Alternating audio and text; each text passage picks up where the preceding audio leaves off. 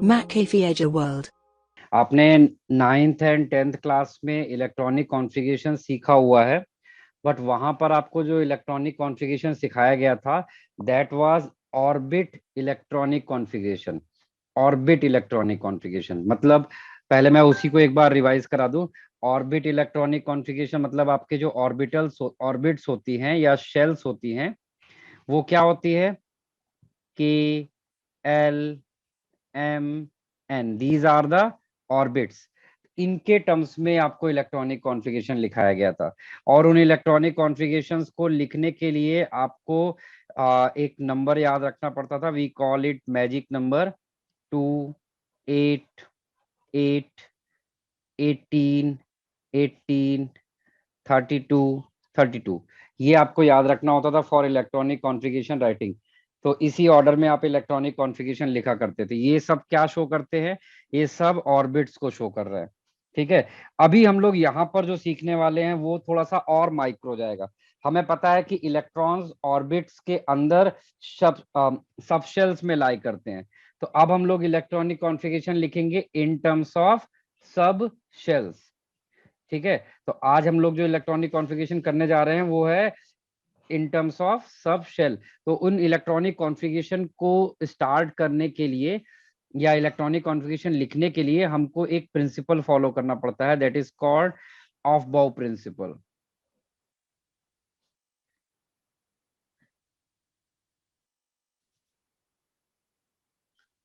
Of बाउ principal.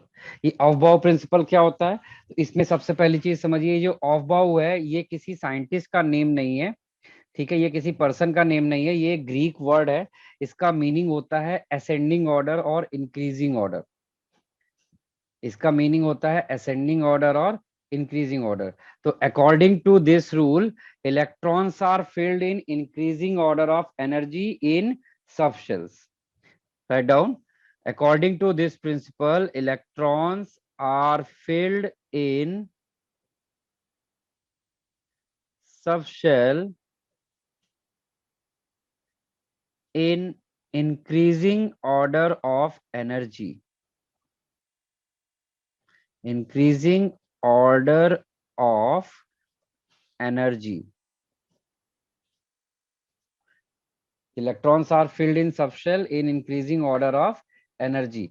अब ये जो इंक्रीजिंग ऑर्डर ऑफ एनर्जी है, सबसे पहला क्वेश्चन आपके सामने यही आता है, how to determine the energy of any subshell और ऑर्बिटल। ठीक है। How to determine the energy. तो to determine energy we will use a rule name as n plus l rule. This rule is used. This rule is used to determine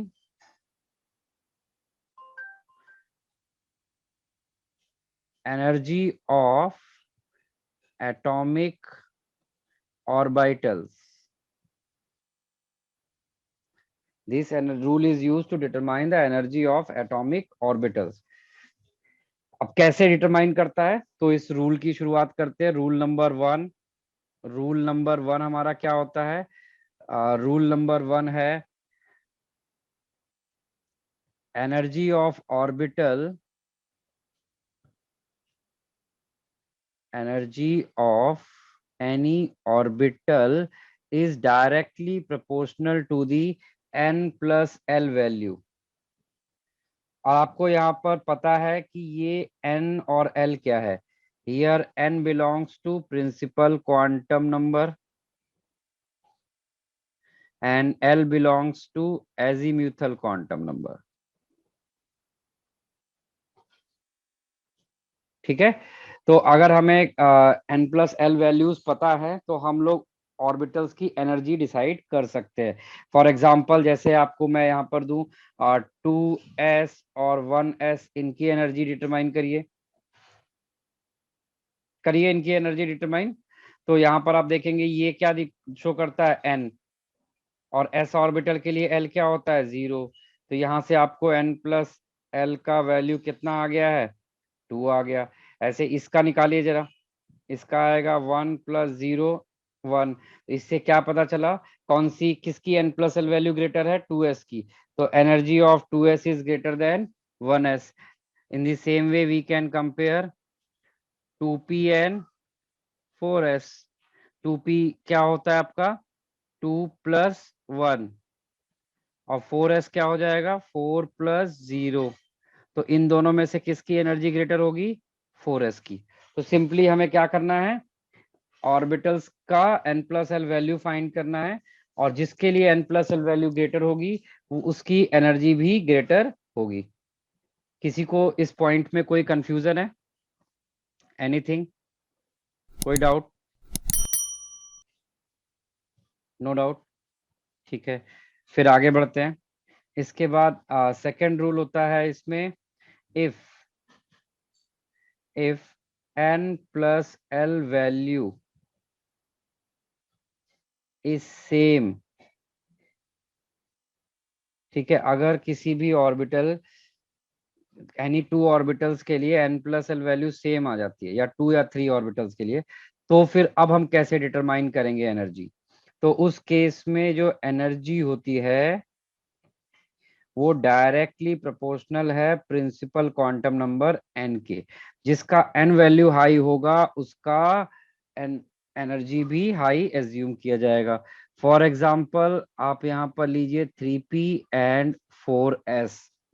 तो 3p के लिए जरा n plus L निकालिए, 3+1 तो ये आएगा 4, और इसके लिए निकालिए 4+0 तो ये आएगा 4। तो दोनों के लिए देखिए n plus L value same आ रही है। तो अगर n plus L value same है, then what will we do, हम यहाँ पर जिसका प्रिंसिपल क्वांटम नंबर ग्रेटर है उसका एनर्जी ग्रेटर एज्यूम करते हैं। क्लियर है दोनों रूल?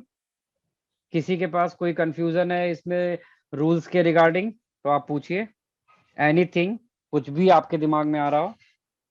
चलिए, अब इसके लिए हमें इलेक्ट्रॉनिक कॉन्फ़िगरेशन लिखना है। तो सबसे पहले ऑर्बिटल्स को हमें क्या करना पड़ेगा, एनर्जी के इंक्रीजिंग ऑर्डर में अरेंज करना होगा। तो कैसे अरेंज करेंगे, उसके लिए हमने यहाँ पर क्या किया, एक रो बनाएंगे जिसमें हम एन वैल्यू लिखेंगे, एक रो बनाएंगे जिसमें हम सब शेल्स लिखेंगे, और एक रो होगा जिसमें हम एन प्लस एल वैल्यू लिखेंगे। ठीक है, तो शुरुआत करते हैं। सबसे पहले रो में हमने क्या लिखा है, एन की वैल्यू। जब हमने n इज इक्वल टू 1 लिया था, जब भी हमने यहाँ पे n इज इक्वल टू 1 लिया, तो आपने शुरू में ही पढ़ा हुआ है, किसी भी शेल के अंदर नंबर ऑफ सब शेल कितना होता है, जितना उसका प्रिंसिपल क्वांटम नंबर। यानी वन शेल के अंदर 1 सब शेल होगा, और वो सब शेल कौन सा होगा, 1s।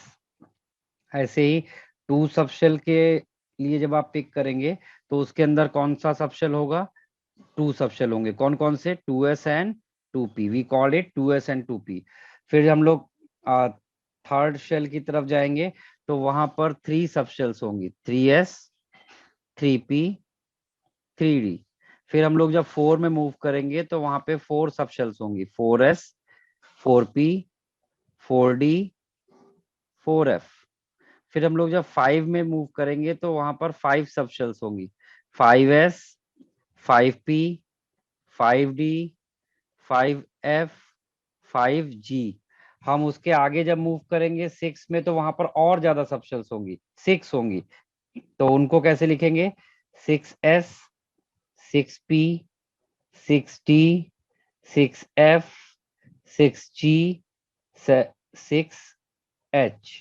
इसके आगे हम 7 में अगर जाएंगे तो वहां पर कितनी होंगी, 7 सबशेल्स होंगी। कैसे बोलेंगे उनको, 7s, 7p, 7d, 7f, 7g, 7h, 7i। ठीक है, उसके आगे 8 में जाएंगे तो वहां पर 8 में ही उतनी सबशेल्स होंगी। तो ये मैंने अभी 6 तक लिया है, 7 का भी चाहो तो आप अपनी कॉपी में बना सकते हो। चलिए, तो मैं इनका n प्लस एल वैल्यू यहाँ पर लिखता हूँ। इनके n प्लस एल वैल्यू में 1s का n प्लस एल वैल्यू कितना आएगा, 1, 2s का 2, और 2p का 3, 3s का 3, इसका 4, 5, 6। फिर 4p का 4, सॉरी सॉरी सॉरी सॉरी, हाँ यहाँ से चेंज होगा, 4s से 4, 5 6 7, 5s में से 5 6 7 8 9, 6s में 6 7 8 9 10 11, ये सब क्या आ गई हमें n+l वैल्यूज आ गई। ठीक है, अब हमें क्या करना है, इन n+l वैल्यूज को असेंडिंग ऑर्डर में अरेंज करना है। सबसे लोएस्ट वैल्यू कौन सी है यहाँ पर, सबसे लोएस्ट आपको उसको लिखना है, वही आपका इलेक्ट्रॉनिक कॉन्फ़िगरेशन है, वही आपको याद रखना है 1s। 1s के बाद 2 नंबर किसको मिलेगा, 2s। 3 नंबर किसको दिया जाएगा, 3 नंबर किसके पास जाएगा, आपके पास देखिए यहाँ पे 2p है और 3s है, तो दोनों का n+l वैल्यू सेम है, तो हम लोग यहाँ पे जिसका प्रिंसिपल क्वांटम नंबर ग्रेटर होगा उसको ग्रेटर एनर्जी पे रखेंगे। तो यहाँ पे 2p आएगा, 2p के बाद आएगा 3s। फिर इसके बाद 4 वाले ढूंढना है, 4 वाले कितने हैं, 3p एंड 4s। तो पहले 3p आएगा, देन आएगा 4s। 3p और 4s के बाद 4 हो गया, अब 5 वाले पिक करेंगे, तो 5 किसके पास है, 3d के पास है, 4p के पास है और 5s के पास है। फिर 6 वाले पिक करिए, 6 कहाँ शुरू हो रहा है, 4d से, 4d, 4d के बाद किस में आएगा, 5p, फिर उसके बाद कहां पर है, 5p के बाद 6s। ठीक है, हमने यहाँ पर क्या कन्वर्ट कर लिया, 6 तक हो गया। अब 7 देखते हैं, 7 कहां पे मिला हमें, 4f, और 7 कहां पर है, 5d, और कहाँ है 7, 6p, और कहाँ है 7, और आगे 7 कहाँ होगा, और आगे 7 होगा 7s में। ठीक है, ये मैंने 7 तक का n+l के लिए दिखा है, मैं इसके आगे भी आपको लिख के दिखा सकता हूँ। अभी मैं दिखाता हूँ आपको कैसे लिखते हैं इसके आगे, अगर आपको जरूरत पड़ जाए तो यहाँ पर एक पैटर्न बन गया है, अगर आप उस पैटर्न को ऑब्जर्व कर लेंगे तो आप आसानी से कितने भी नंबर के इलेक्ट्रॉन्स का इलेक्ट्रॉनिक कॉन्फ़िगरेशन सक्सेसफुली लिख सकते हैं। देखिए पैटर्न क्या है, हर एक चीज यहाँ पर 2 टाइम्स रिपीट करेगी, एस एस, एक एक ऑर्बिटल बढ़ाते जाइए, पी एस पी एस, एक एक ऑर्बिटल बढ़ाते जाइए, डीपीएस डीपीएस, फिर एक ऑर्बिटल बढ़ाइए, एफडीपीएस। तो इसके बाद अगेन क्या आने वाला है, इसके बाद आने वाला है एफडीपीएस, एफ डी पी एस। अब वो एफ कहां से शुरू होगा, वो एफ शुरू होगा 5 से, वो एफ कहां से शुरू होने वाला है, 5, 5 6 7 8, और आपको लिखना है आगे, इसके आगे और, तो एक ऑर्बिटल और बढ़ा दीजिए, जी एफ डी पी एस, जी एफ डी पी एस। अब उसकी नंबरिंग कहां से लेंगे, बस एक प्रिंसिपल क्वांटम नंबर आपको खाली यहाँ पर इंक्रीज करते चले जाना है। तो वो सबसे पहला जी आपको कहाँ पे मिला था, यहाँ इधर से मिला था, ये हमने किसके लिए बनाया था यहाँ पर, एफ डी पी एस। ठीक है, F D P S F D P S, फिर यहां से आएगा 5 6 7 8 9। आप इसके आगे और लिखना चाहते हैं, एक बार फिर से जी एफ डी पी एस लिख लीजिए, जी एफ डी पी एस। अब ये जहां पर शुरू हुआ था इस बार, ठीक है जी, वहीं से उसके एक आगे से 5 से शुरू हुआ था, तो इस बार 6 ले लीजिए, 6 7 8 9 10। आप कितने भी ऐसे बनाते हुए जा सकते हैं, कितने भी नंबर में।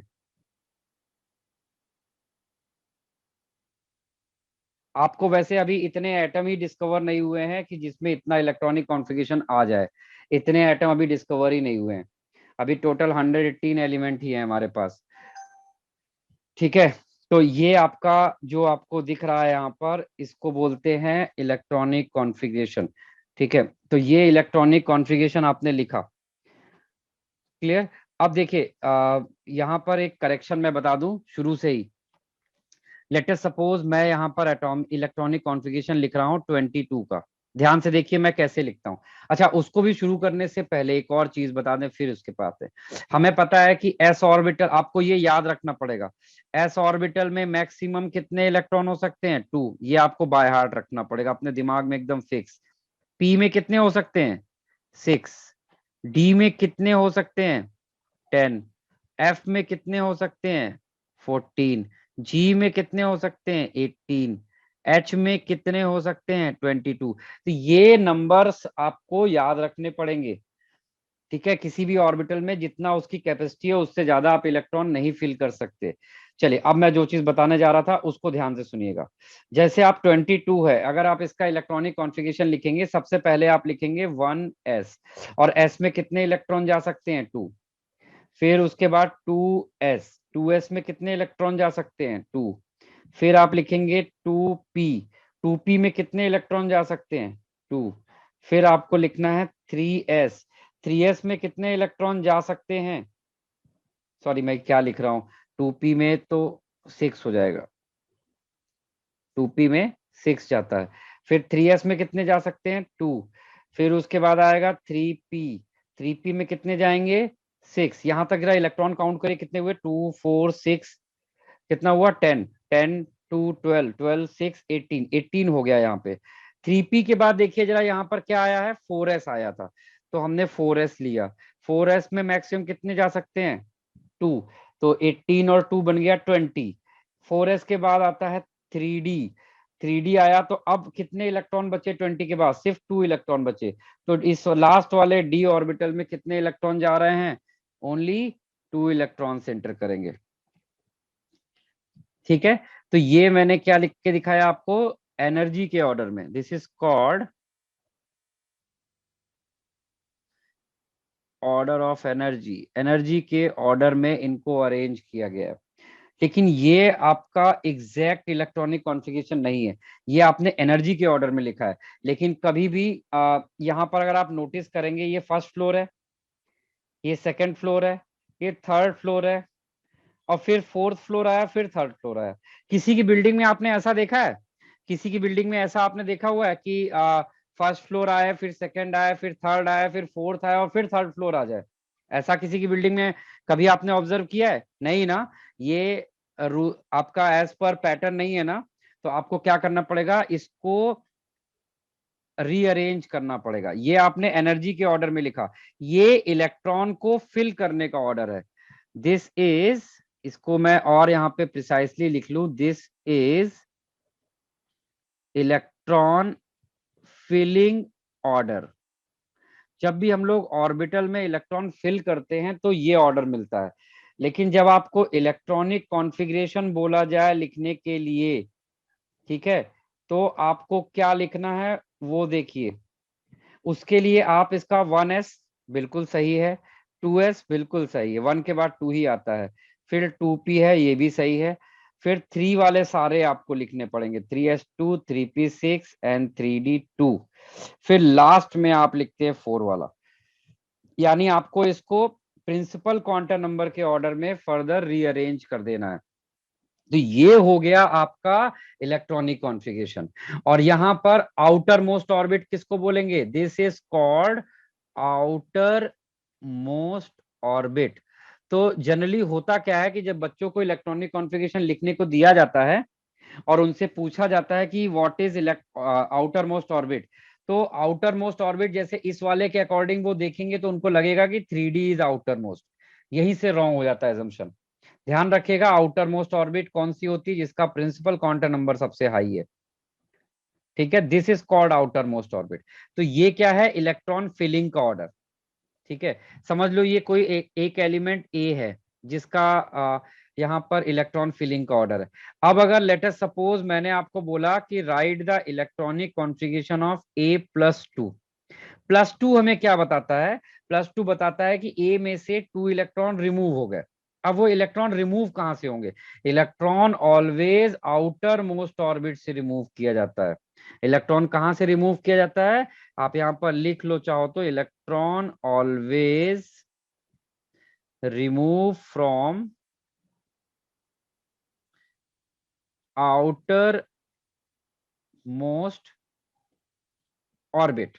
तो आउटर मोस्ट ऑर्बिट कौन सा है, 4s। तो यहां से इलेक्ट्रॉन को रिमूव कर दिया जाएगा, तो ये क्या बनाएगा, 1s2, 2s2, 2p6, 3s2, 3p6, 3d2 और 4s तुम्हारा खाली हो गया, वहां पे कुछ नहीं बचा। तो ये इस तरह से आयंस का इलेक्ट्रॉनिक कॉन्फ़िगरेशन लिखा जाता है। यानी ये जो आपने लिखा था, दिस इज इलेक्ट्रॉन फिल करने का ऑर्डर, और ये क्या है, इलेक्ट्रॉन को रिमूव करने के लिए आप हमेशा आउटर मोस्ट ऑर्बिट से रिमूव करेंगे। तो करेक्ट इलेक्ट्रॉनिक कॉन्फ़िगरेशन कौन सा है, this is known as correct electronic configuration. चलिए ये सारा कुछ एक बार जल्दी से फटाफट नोट कर डालिए अपने पास आप। किसी के पास कहीं पर कोई डाउट है, कोई पॉइंट नहीं समझा है, यू। इलेक्ट्रॉन निकलने से जीरो कैसे होता है? बेटा इसमें 2 ही इलेक्ट्रॉन थे ना, 2 इलेक्ट्रॉन थे, हमने +2 का मतलब क्या हुआ, 2 इलेक्ट्रॉन रिमूव किए, तो हमने 2 इलेक्ट्रॉन रिमूव करने के बाद यहाँ पर क्या बचेगा, कुछ नहीं, कुछ नहीं, कोई मैंने 0 लिख दिया है वहां पे।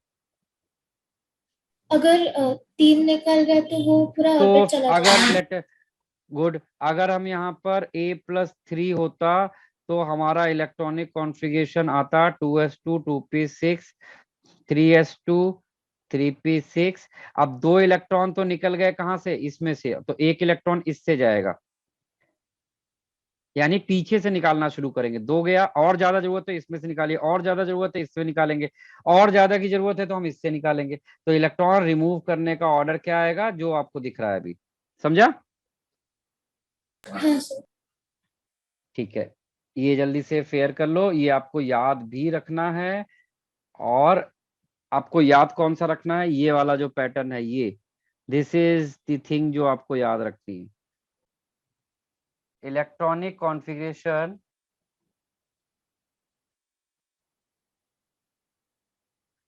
Of atomic number 1 to 30। Start writing. आपको एटॉमिक नंबर 1 से लेके 30 तक का इलेक्ट्रॉनिक कॉन्फ़िगरेशन अभी लिखना है, राइट नो। सबको क्लियर हो रहा है ना, कोई कंफ्यूजन तो नहीं किसी के पास।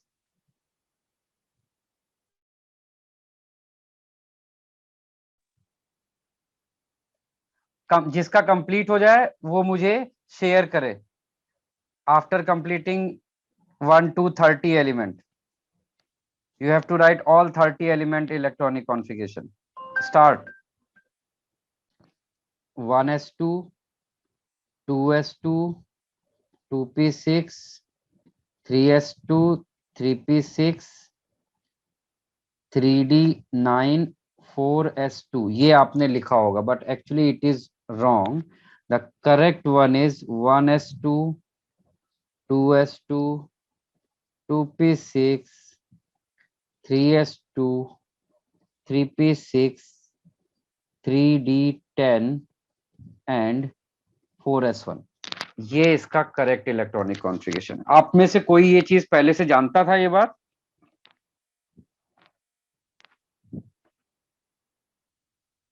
वैष्णवी, भारवी, निर्मित, तुम लोगों में से किसी के दिमाग में ये चीज पहले से थी कि आप ऐसा कोई इन्फॉर्मेशन है आपको इस बारे में कि ये ऐसा मैंने क्यों लिखा, बताइए ना, उसी के अकॉर्डिंग मुझे कितना एक्सप्लेन करना है आपके आंसर से पता चलेगा। अपना 1 to 1 आंसर करिए।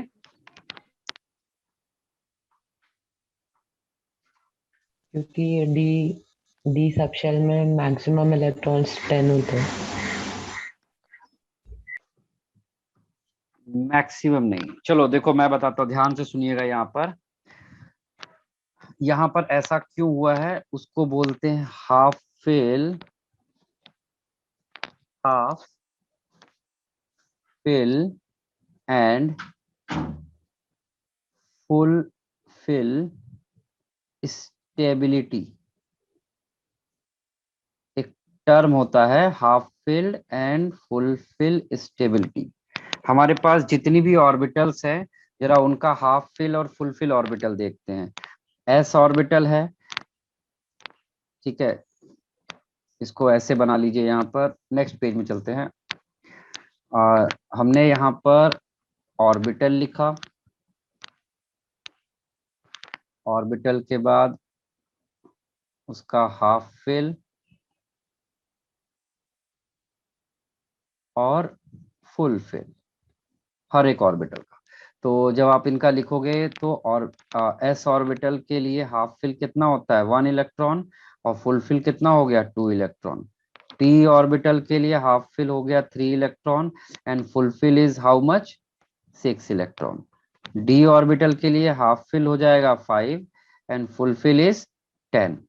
एफ ऑर्बिटल के लिए half fill is 7 and full fill is 14। Out ये सारे half fill and full fill है।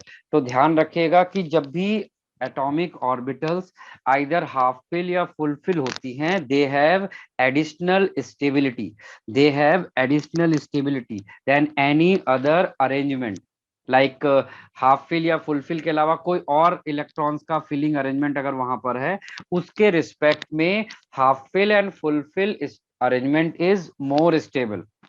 Half fill and fulfill arrangement is more stable as compared to any other arrangement.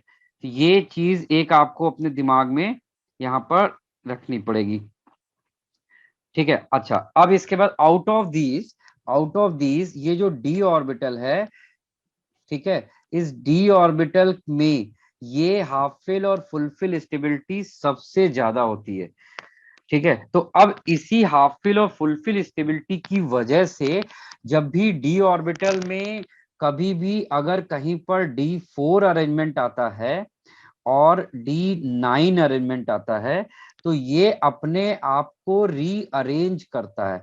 क्या करता है? Rearrange करता है और अपने आप को ये नियरेस्ट हाफ फिल और D9 अपने आप को नियरेस्ट फुलफिल यानी D10 में कन्वर्ट करने की कोशिश करता है,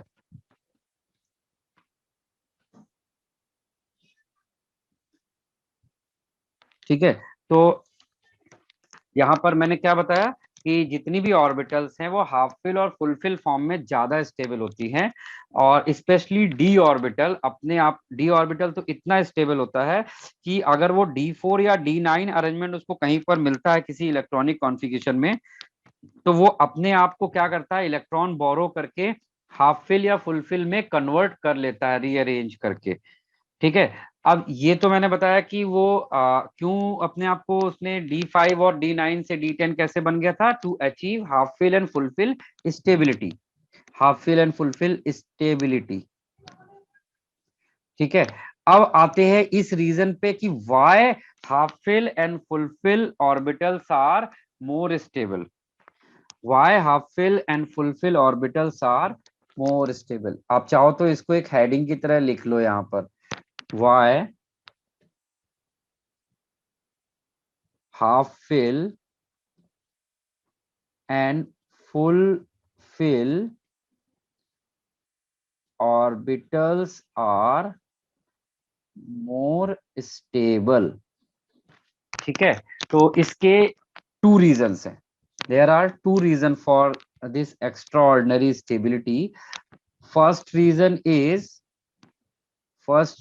इज सिमेट्री, या मैं इसको फर्स्ट रीजन को एक्सचेंज एनर्जी के फॉर्म में बोलता हूं, सिमेट्री एंड एक्सचेंज एनर्जी दोनों लिखते हैं, symmetry.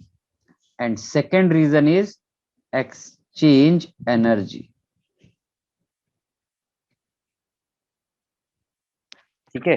These are the two reason जिसकी वजह से हाफ फिल एंड एक फुलफिल ऑर्बिटल जो होती है वो ज्यादा स्टेबल होती है, ठीक है। अब कैसे होती है एक एक पॉइंट को समझते हैं। चलिए पहले मैं आपको एक D4 और एक D5 में कंपेयर करके दिखाता हूं, D4 और D5। तो जब आप D5 का इलेक्ट्रॉन्स उसकी ऑर्बिटल में फिल करेंगे, एक D5 बना लीजिए,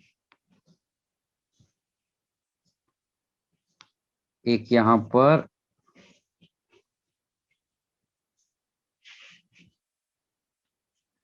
ये हमने एक ऑर्बिटल बनाया। अब हम D5 में जब इलेक्ट्रॉन फिल करेंगे तो it will look like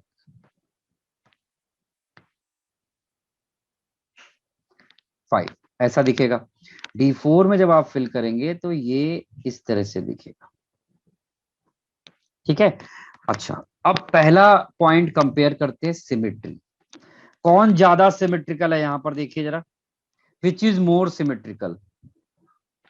symmetrical से मतलब आप इस डायरेक्शन से देखें या इस डायरेक्शन से देखें, हर जगह पे इलेक्ट्रॉन सिमिलरली एक ही तरह से यूनिफॉर्मली फिल है।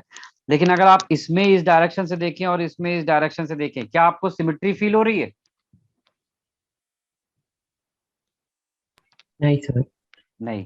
तो ये वाला D5 अरेंजमेंट मोर सिमेट्रिकल है, और जो ज्यादा सिमेट्रिकल होगा वो ज्यादा स्टेबल हो जाएगा। ठीक है, जितना सिमेट्रिकल अरेंजमेंट होता है वो सिस्टम ज्यादा स्टेबल होता है। जैसे ब्रिज वगैरह बनाए जाते हैं ना, ब्रिज है, सब कुछ एकदम सिमेट्रिकल होता है। बिल्डिंग्स आप देखिए बिल्कुल एकदम सिमेट्रिकल।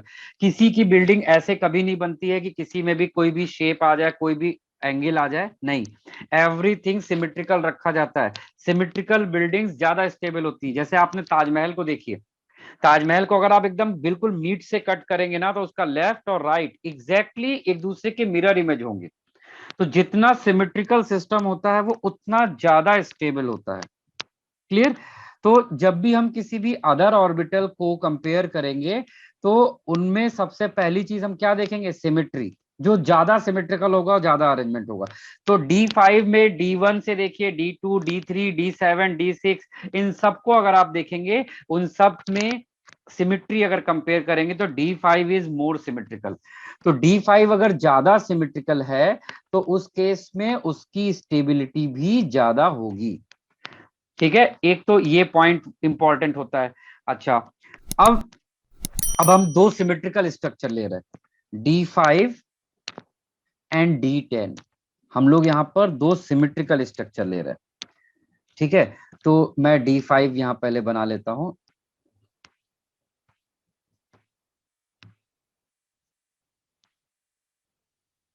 D10 बना दीजिए, इलेक्ट्रॉन्स फिल कर दीजिए। ठीक है, अब मैं इलेक्ट्रॉन्स देखिए यहाँ पे फिल कर रहा हूँ। मैंने D5 में इलेक्ट्रॉन फिल किए, इस तरह से हुंड्स रूल के अकॉर्डिंग इलेक्ट्रॉन फिल होंगे। D10 में जब इलेक्ट्रॉन फिल करेंगे तो हुंड्स रूल के अकॉर्डिंग कुछ इस तरह से इलेक्ट्रॉन की फिलिंग होगी।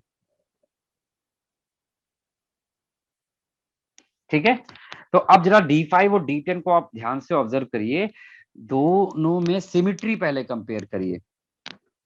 दोनों में अगर आप सिमिट्री कंपेयर करेंगे तो आपको दिखेगा कि बोथ आर इक्वली सिमेट्रिकल।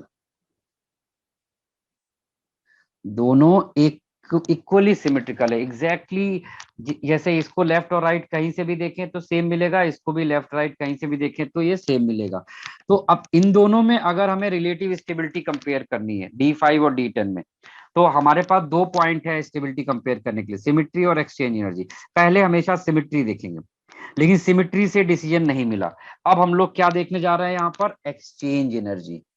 ठीक है, तो अब देखिए यहाँ पर कितने तरह के पॉसिबल एक्सचेंज हो सकते हैं। आप ये जो फर्स्ट ऑर्बिटल है इसको आप इसके साथ एक्सचेंज कर सकते हैं। ठीक है, सेकेंड ऑर्बिटल को आप इसके साथ एक्सचेंज कर सकते हैं, थर्ड ऑर्बिटल को आप इसके साथ एक्सचेंज कर सकते हैं, फोर्थ ऑर्बिटल को आप इसके साथ एक्सचेंज कर सकते हैं। ठीक है, एक तो ये पॉसिबल एक्सचेंज है कि अगर आप इनको इनको एक्सचेंज करें, इसको इसको एक्सचेंज करें, इसको इसको एक्सचेंज करें और इसको एक्सचेंज करें, there will be no change. हम चेंज कर सकते हैं। ठीक है, दूसरा पॉसिबल चेंज क्या दिखेगा? हम इस वाले को इसके साथ में एक्सचेंज कर सकते हैं, इसके साथ में एक्सचेंज कर सकते हैं और इसके साथ में भी एक्सचेंज कर सकते हैं। एक तो ये पॉसिबिलिटी हमें दिखेगी। ठीक है, उसके अलावा और हमारे पास क्या एक्सचेंज है? हम इस वाले ऑर्बिटल को इसके साथ में एक्सचेंज कर सकते हैं और ये वाली ऑर्बिटल को इसके साथ में एक्सचेंज कर सकते हैं। इसके अलावा और क्या पॉसिबिलिटी है? हम ये वाली ऑर्बिटल को इसके साथ में एक्सचेंज कर सकते हैं कि नहीं? तो इसमें इतने पॉसिबल डिस्टिंक्ट एक्सचेंज होंगे। तो जरा इसमें एक्सचेंज काउंट करिए, 1 2 3 4 5 6 7 8 9 10। टोटल कितने एक्सचेंज हुए हैं भाई यहाँ पर अभी? How many exchange? 10 एक्सचेंज। जब इलेक्ट्रॉन क्लॉकवाइज था सिर्फ क्लॉकवाइज, तो उसमें 10 एक्सचेंज थे। इसमें तो 10 5 क्लॉकवाइज है, 5 एंटी क्लॉकवाइज, तो इसमें कितने एक्सचेंज बनेंगे टोटल? यहाँ पर टोटल आपको कितने एक्सचेंज मिलेंगे? 20 एक्सचेंज। तो जितने ज्यादा एक्सचेंज होंगे उतना ज्यादा वो एनर्जी लूज करेगा, और जितना ज्यादा एनर्जी लूज करेगा उतना स्टेबल होता चला जाएगा। ठीक है, तो आप यहां पर लिख सकते हैं symmetry is directly proportional to the stability, और फिर दूसरा होता है exchange energy is directly proportional to the stability, या आप ऐसे भी बोल सकते हैं number of exchange is directly proportional to the stability. तो यहां पर आप देखेंगे कि D5 और D10 में से D10 is more stable then D5, क्योंकि because it has more exchange. More exchange मतलब ये मोर एनर्जी लूज करेगा, मतलब ये ज्यादा स्टेबल हो जाएगा। कोई भी सिस्टम जितनी ज्यादा एनर्जी लूज करता जाता है वो उतना ही स्टेबल होता चला जाता है। ठीक है, जैसे हम लोग हैं, हम लोग सबसे ज्यादा स्टेबल स्टेट क्या होती है? जब हम लोग सो रहे होते हैं, ठीक है, वो हमारा सबसे लो एनर्जेटिक स्टेट है। कोई ऐसा आपने देखा दौड़ते दौड़ते सो रहा हो? क्योंकि दौड़ते वक्त आप हाई एनर्जेटिक स्टेज में होते हैं, तो उस वक्त आप लेस स्टेबल होंगे। लेकिन जब आप सो रहे होते हैं तो आप उस वक्त लो एनर्जी स्टेट में होते हैं और हाई स्टेबिलिटी की स्टेज में होते हैं। समझे मेरी बात ये वाली, कि क्यों D5 और D10 स्टेबल होता है? Due to the half fill and full fill stability. और हाफ फिल और फुल फिल ऑर्बिटल क्यों स्टेबल होती है? Due to the symmetry and exchange energy. And how to compare the stability of D5 and D10? तो full fill orbital is more stable than half fill orbital. आप चाहो तो यहाँ पर एक स्टेटमेंट भी बनाकर लिख सकते हैं, full fill orbital, full fill is more stable than half fill. और कैसे होता है वो अभी हमने ऊपर एक्सप्लेन किया। किसी के पास कोई डाउट है, कोई कंफ्यूजन है, कोई कुछ पूछना चाहता है, यू कैन आस्क।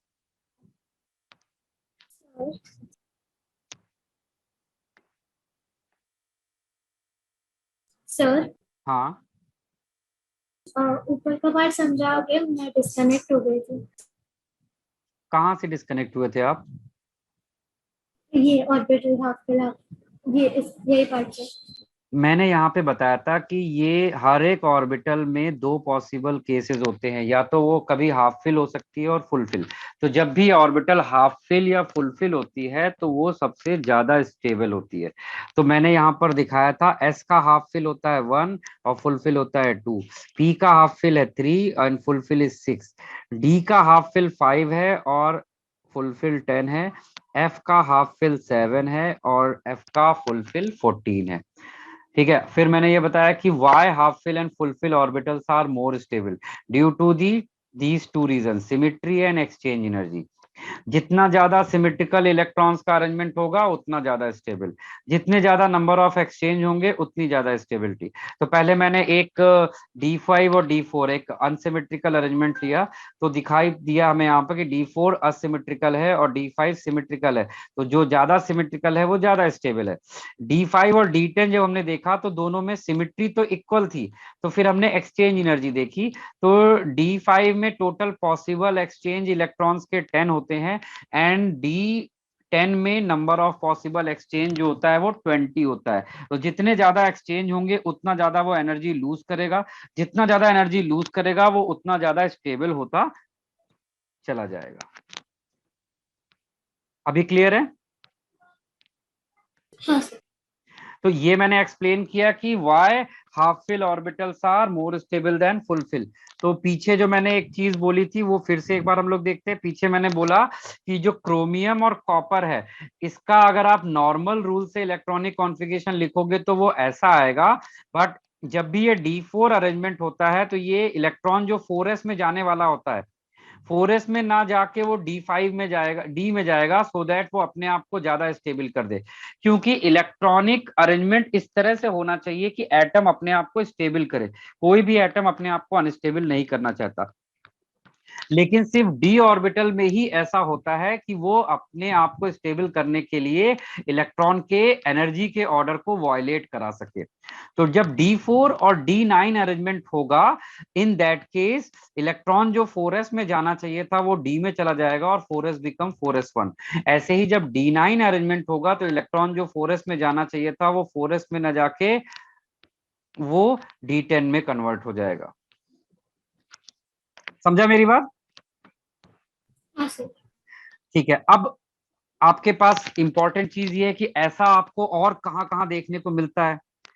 ठीक है, ऐसे और कौन कौन से एलिमेंट है जहां पर आपको इस तरह की पॉसिबिलिटी देखने को मिल सकती है। तो नेक्स्ट इसी तरह के स्पेशल केसेस जो हैं वो आप एक जगह पे नोट कर लेंगे तो आपको काफी हेल्प होगी, आपको याद नहीं रखना पड़ेगा। तो जितने स्पेशल केसेस हैं वो मैं आपको एक बार हाईलाइट करा देता हूं।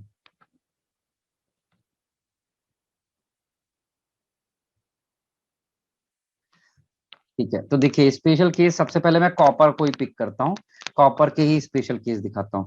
कॉपर आपको पता है, कॉपर का एटॉमिक नंबर होता है 29 और इसका इलेक्ट्रॉनिक कॉन्फ़िगरेशन आपने क्या बनाया था, 3D10 4s1। ठीक है, पीरियोडिक टेबल में कॉपर के नीचे होता है सिल्वर। सिल्वर भी कैसा, बस सिल्वर इसके जस्ट नीचे है, तो यहाँ पे बस एक ऑर्बिटल आप इंक्रीज कर दीजिए 4D10 और यहाँ पे ये 5s1। सिल्वर के नीचे होता है गोल्ड, गोल्ड में भी बस ऐसे एक ऑर्बिटल इंक्रीज कर दीजिए 5D10 एंड 6s1।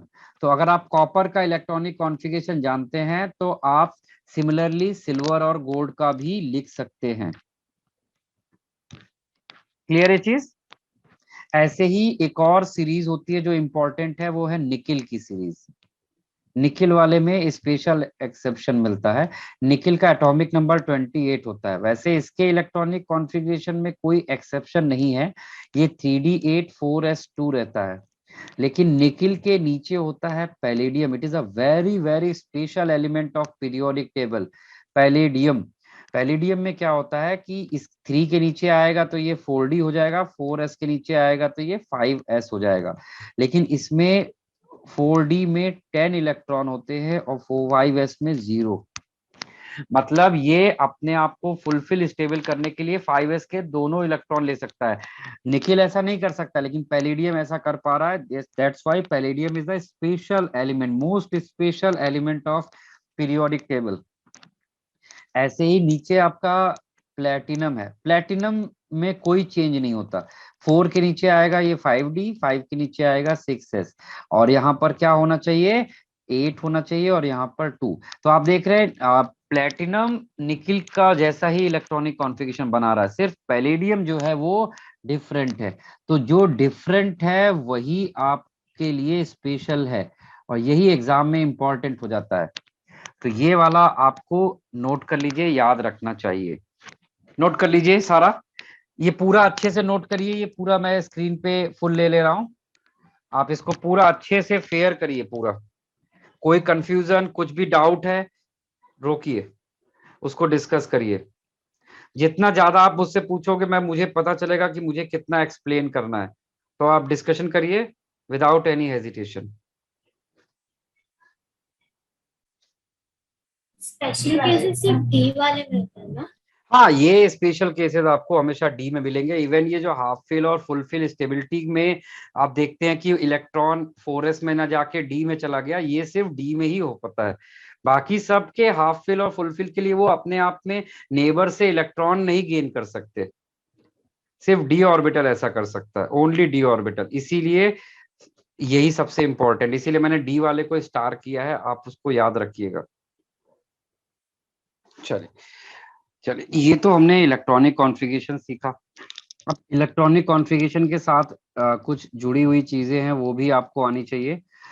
जैसे कि एक टर्म होता है इलेक्ट्रॉनिक कॉन्फ़िगरेशन के साथ में, the term is known as magnetic moment. आप जब भी क्वेश्चंस करोगे तो आपको दिखेगा मैग्नेटिक मोमेंट, मैग्नेटिक मोमेंट, इसको हम लोग म्यू से रिप्रेजेंट करते हैं। और इसको कैलकुलेट करने के लिए जो हम लोग फॉर्मूला यूज करते हैं, the formula is called mu is equals to n times n+2, where n is number of unpaired electrons, और इसका यूनिट क्या होता है, it's unit is Bohr magneton. Short में इसको हम लोग लिखते हैं BM। ठीक है, अब देखिए कैसे, जैसे आपको मैंने यहाँ पर कह दिया कि आपको आयरन का मैग्नेटिक मोमेंट निकालना है, find the magnetic moment of iron atom. कैसे निकालेंगे, first of all right it's electronic configuration, 1s2 2s2 2p6 3s2 3p6 4s2 3d6। ठीक है, तो यहाँ पर जो आपका देखिए जो ऑर्बिटल्स आपकी पूरी तरह से फिल है, 1s फिल है, 2s फिल है, 2p फिल है, 3s फिल है, 3p फिल है, इवन 4s भी पूरी तरह से फिल है, हमें उसको देखना ही नहीं है। हमारा फोकस रहेगा उस ऑर्बिटल पे जो कंप्लीटली फिल नहीं है। तो हमने यहाँ पर 3D ऑर्बिटल्स को ड्रॉ किया। 3D ऑर्बिटल को आप यहाँ पर ड्रॉ करिए, और फिर उसमें ये 6 इलेक्ट्रॉन फिल करना है, 1 2 3 4 5, और 6 वाला इलेक्ट्रॉन यहाँ जाएगा। तो आप जब यहाँ पे इसको फिल करेंगे तो आपको यहाँ पर देखना है कि कितने इलेक्ट्रॉन अनपेयर्ड है, मतलब अकेले हैं। तो आप यहाँ पर देखिए इस ऑर्बिटल में एक इलेक्ट्रॉन, इसमें भी एक है, इसमें भी एक है, और इसमें भी एक। तो इसमें से हम कह सकते हैं कि नंबर ऑफ अनपेयर्ड इलेक्ट्रॉन कितना आएगा यहाँ पर, sorry, number of unpaired electron कितना होगा, 4। और ये इलेक्ट्रॉन पेयर हो गया तो इसको हमें काउंट नहीं करना है। तो अब हम इसका मैग्नेटिक मूवमेंट निकालेंगे, तो हम क्या लिखेंगे, स्क्वायर रूट ऑफ 4 टाइम 4+2, फॉर्मूले में वैल्यू रख दिया। तो ये आपको कितना आ जाएगा, 4+2 6, 6 into 4 24, square root of 24 Bohr magneton. This is the magnetic movement. समझा कैसे निकालना है मैग्नेटिक मूवमेंट? तो आप लोग मुझे निकेल का मैग्नेटिक मोमेंट बताइए, find the magnetic moment of nickel. बताइए आप लोग मुझे, इसको नोट कर लीजिए और निकेल का मैग्नेटिक मोमेंट कैलकुलेट करके मुझे पिक्चर भेजिए। करेक्ट है तुम्हारा भारवी, करेक्ट, गुड। सिंपल सा चीज है, फॉर्मूले में वैल्यू रखिए, आपको आंसर मिल जाएगा। हर साल जेई में एक क्वेश्चन मैग्नेटिक मोमेंट से रिलेटेड किसी ना किसी तरह से पूछा जाता है। तो आपको इसको, ये काफी आसान सा कॉन्सेप्ट है। अब क्वेश्चन में वो कभी कभी कैसे पूछते हैं वो भी एक चीज है, क्वेश्चन पूछने का तरीका बदल सकता है, बट प्रिंसिपल यही है जो आपने अभी देखा। प्रिंसिपल क्वेश्चन पूछने का तरीका क्या होगा, उल्टा पूछेंगे आपसे, आपको एक अननोन एलिमेंट का मैग्नेटिक मूवमेंट दे देंगे, ठीक है, और आपके पास 4 ऑप्शन देंगे और पूछेंगे कि ये मैग्नेटिक मूवमेंट कौन से मेटल का है।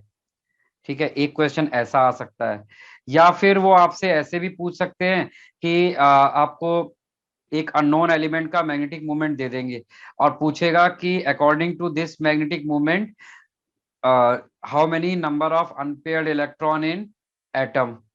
तो ये इस तरह से क्वेश्चंस आपके सामने आ सकते हैं। ठीक है, तो आपको अनपेयर्ड इलेक्ट्रॉन अगर पता है तो आप मैग्नेटिक मूवमेंट वगैरह कैलकुलेट कर सकते हैं। तो मैं इसका आंसर लिख दे रहा हूँ, its answer is square root of 8 BM।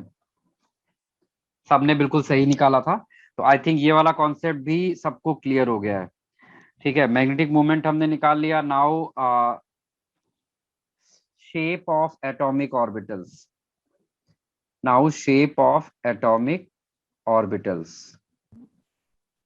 Heading डालिए, shape of atomic orbitals.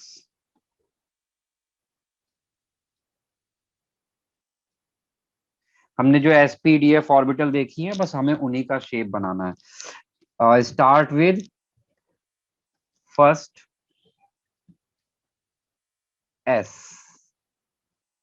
S for sharp. ये जो S ऑर्बिटल नेम दिया गया था, this S stands for sharp. ठीक है, इसका शेप कैसा होता है? Its shape is spherical.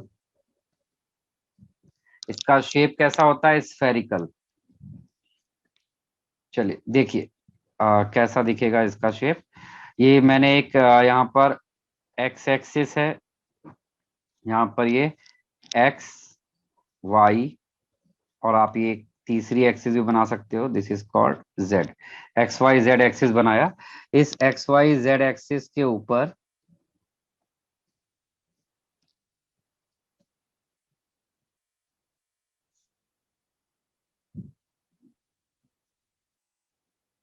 इस एक्स वाई जेड एक्सिस के ऊपर आप इस तरह से एक स्फेरिकल शेप बना दीजिए एक्सिस पे। ये बन गया आपका एस ऑर्बिटल। ये जो आपको दिख रहा है circle spherical shape, this is your S orbital. ठीक है, बना लेंगे। ये फर्स्ट ऑर्बिटल थी एस। सेकेंड ऑर्बिटल है हमारे पास P. P stand for principal. P shape of P orbital is shape of P orbital is dumbbell. कैसा होता है इसका शेप? डम्बेल। डम्बल्स आप जानते हैं ना, जो जिम में लोग यूज करते हैं। डम्बल शेप कैसा होता है? हैंडल पे बीच में निड में थिन रहता है और साइड्स में हैवी रहता है, that is called dumbbell shape. तो आपको पहले पी ऑर्बिटल्स के बारे में थोड़ी सी इंफॉर्मेशन दे दें।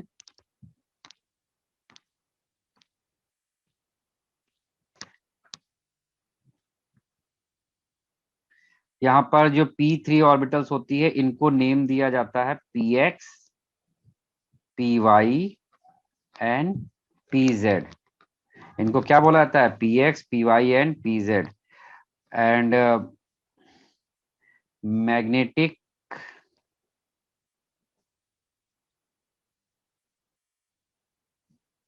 Magnetic quantum number is 0 for Pz orbital. जो Pz ऑर्बिटल होती है उसका मैग्नेटिक क्वांटम नंबर एक्चुअली क्या होता है? 0। बट हम लोग जब प्रॉब्लम सॉल्व करते हैं तो हम -1 0 1 लिख के सॉल्व करते हैं। आप वैसे ही करिए, उसमें कोई चेंज नहीं है। But actually magnetic quantum number of Pz orbital क्या होता है? 0 होता है।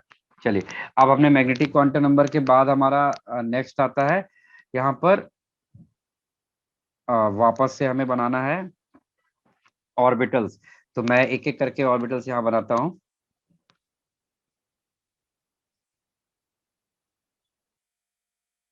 ये मैंने एक बनाया,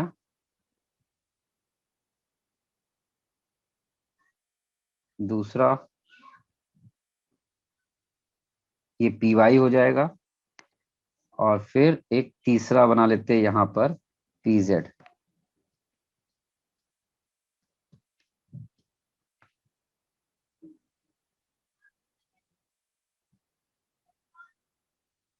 ठीक है, तो ये Px, Py, Pz 3 ऑर्बिटल्स हैं। यहाँ पर एक Z एक्सिस नहीं दिख रही है, Z एक्सिस हम लोग अपने हाथ से बना लेते हैं। ये Z एक्सिस है, दिस इज Z एक्सिस। ठीक है, this is X, sorry Y, और इसको हम लोग Z बोल दे रहे हैं। X Z Y, X Z Y। तो हम लोग पहले यहाँ पे बना रहे हैं Px ऑर्बिटल। Px ऑर्बिटल में जो डंबल होता है ना, डंबल शेप, वो डंबल शेप आपको कहाँ मिलेगा? एक्स एक्सिस पे।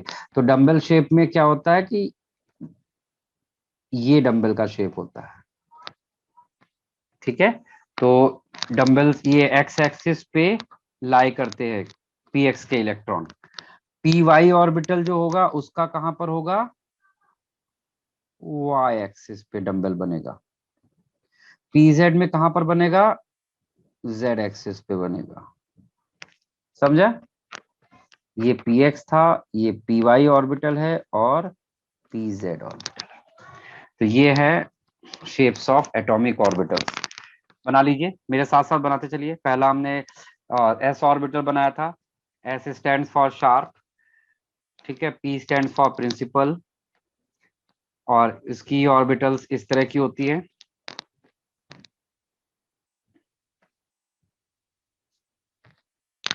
ये बाद आएगा आपका, ये पी ऑर्बिटल आपने ड्रॉ कर लिया, कर लीजिए जल्दी से, मुझे बताइए। तो फिर हम लोग एफ ऑर्बिट उसकी डी ऑर्बिटल की तरफ चलेंगे।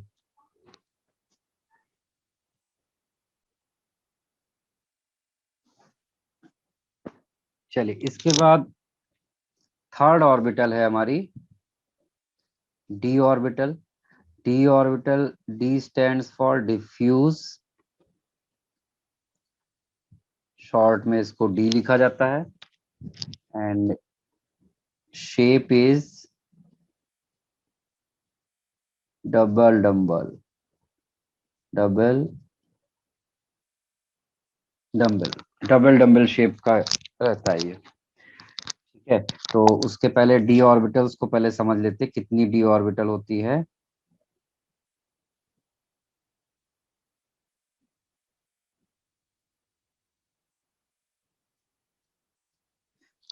पहले वाले को बोलते हैं डी एक्स वाई, दूसरा होता है डी वाई जेड, तीसरा होता है जी डी जेड एक्स, चौथा होता है d x square y square, and fifth orbital को बोलते हैं डी जेड स्क्वायर।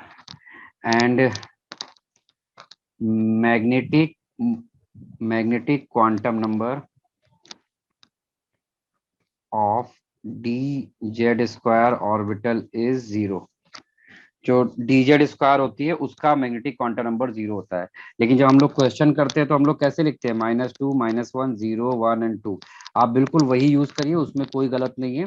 लेकिन actually magnetic quantum number of d z square zero होता है। बट आप जो अभी क्वेश्चन करने में करते थे उसको आप वैसे ही यूज करते रहिए। चलिए, अब हम इनके शेप बनाते हैं, ठीक है। तो पहले बनाएंगे d x y, d y z और d z x.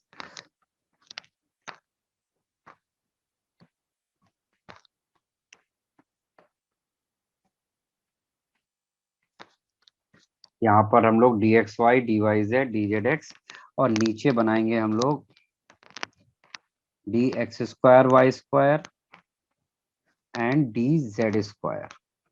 Total 5 orbitals बनेंगी। चलिए, एक एक करके पिक करते हैं। सबसे पहले हमने लिया यहाँ पर d x y orbital. D x y orbital में पहले यहाँ पर एक जेड एक्सिस भी बना लेते हैं, ठीक है। या एक्स एक्सिस को हटाते नहीं तो विजिबिलिटी खराब हो जाएगी। यहाँ पर ध्यान दीजिएगा, मैंने ये एक्स एक्सिस लिया है, this is x and this is y. जब ये दोनों एक्स और वाई एक्सिस हैं तब यहाँ पर आपको ऐसा मिलता है शेप। एक डंबल ये हुआ, एक डंबल इधर बनेगा, ये बना है। ये थोड़ा सा बनने में इतना अच्छा नहीं आया डायग्राम वाइज, आप अपने हाथ से अच्छा बनाइए।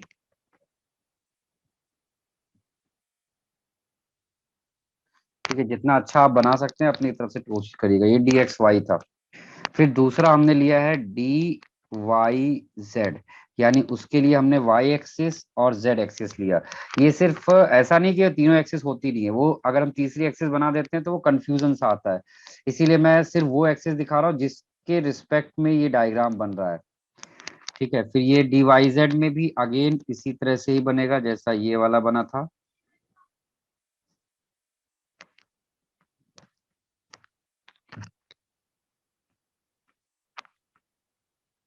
मेरे साथ साथ बनाते जाओगे तो अच्छा रहेगा। ऐसे ही हम लोग डी जेड एक्स बनाएंगे। डी जेड एक्स भी बिल्कुल वैसे ही बनने वाला है जैसा आपने अभी ये वाला बनाया। तो ये यहाँ पर जेड एक्स और orbital name is D z x.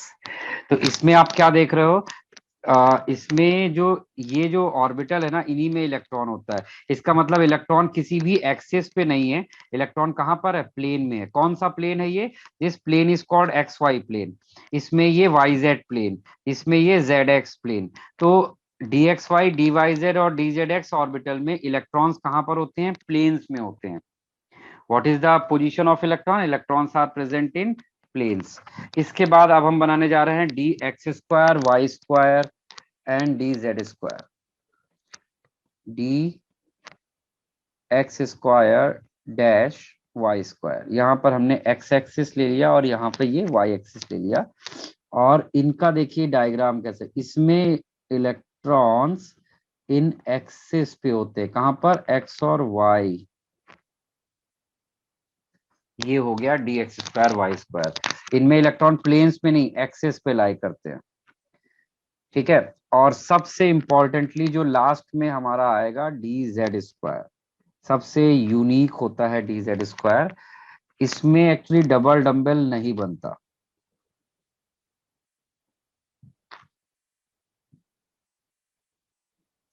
इसमें ऐसा एक सिंगल डंबल बनता है, उसके बाद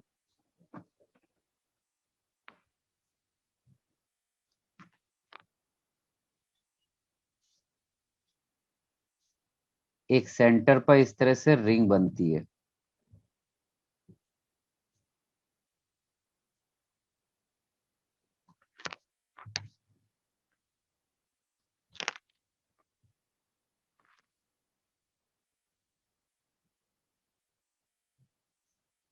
एक सेंटर पर इस तरह से एक रिंग बनती है।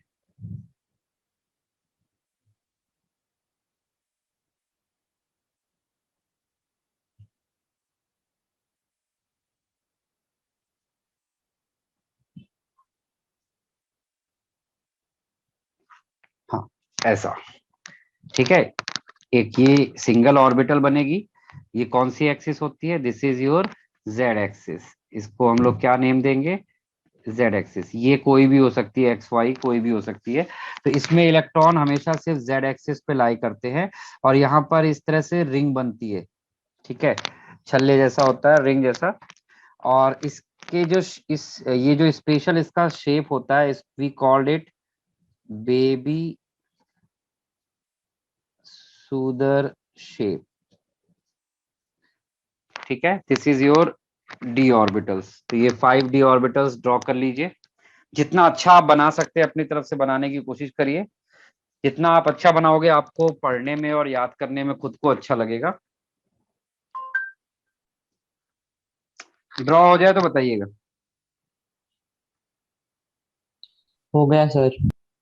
ठीक है, चलिए come to f orbital. F orbitals को हम लोग क्या बोलते हैं, ये हमारी 4th ऑर्बिटल है F. F stands for fundamental, short में हम इसको एफ लिखते हैं।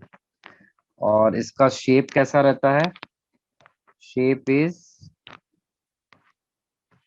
Triple dumbbell.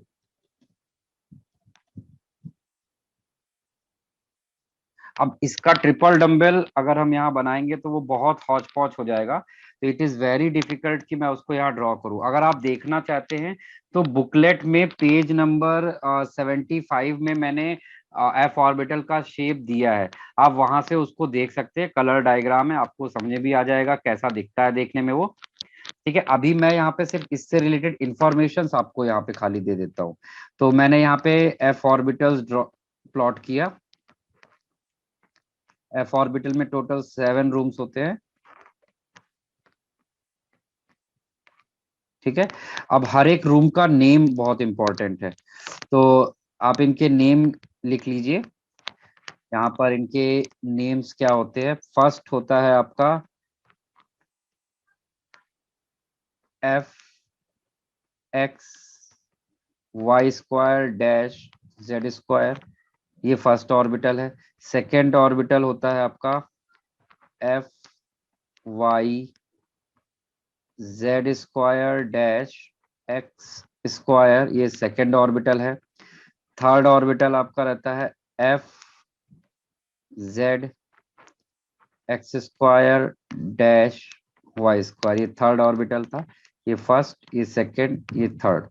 अभी फोर्थ ऑर्बिटल कैसी दिखेगी? फोर्थ ऑर्बिटल हमारी ऐसी दिखती है, एफ एक्स वाई जेड, ये नेम है इन ऑर्बिटल्स के।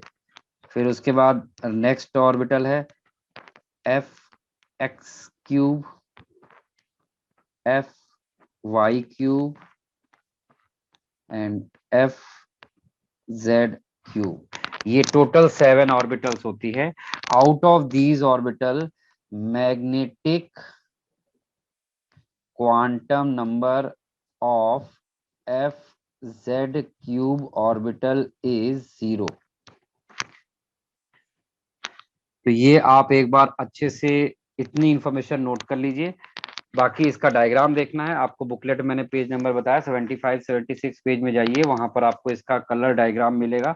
It's quite complex 3 dimensional diagram. उसको अगर हम यहाँ पे 2 डायमेंशनल बनाएंगे तो कुछ भी क्लियरली हमें विजिबल नहीं आएगा। बना लीजिए सारे। तो हमने यहाँ पर आपको क्वांटम नंबर, एटॉमिक ऑर्बिटल्स के बारे में सारी इंफॉर्मेशन, इलेक्ट्रॉनिक कॉन्फ़िगरेशन, एक बहुत बड़ा सेगमेंट हमने कंप्लीट कर लिया है। ठीक है, अब इनके क्वेश्चंस की बारी आती। क्वेश्चंस कैसे आएंगे वो वाले सेगमेंट की तरफ जाते हैं। तो आपको मैं क्वेश्चन बता रहा हूँ, वो आपको अभी करने हैं।